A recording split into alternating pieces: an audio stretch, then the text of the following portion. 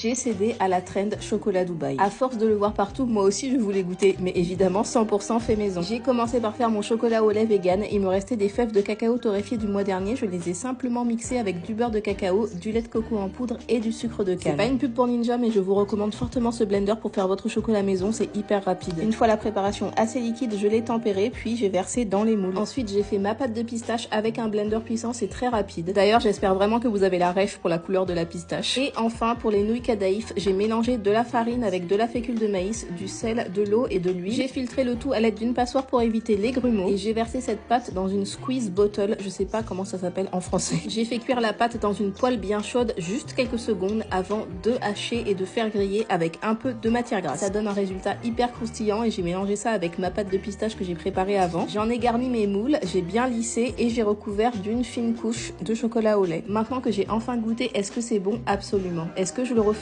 La réponse est oui.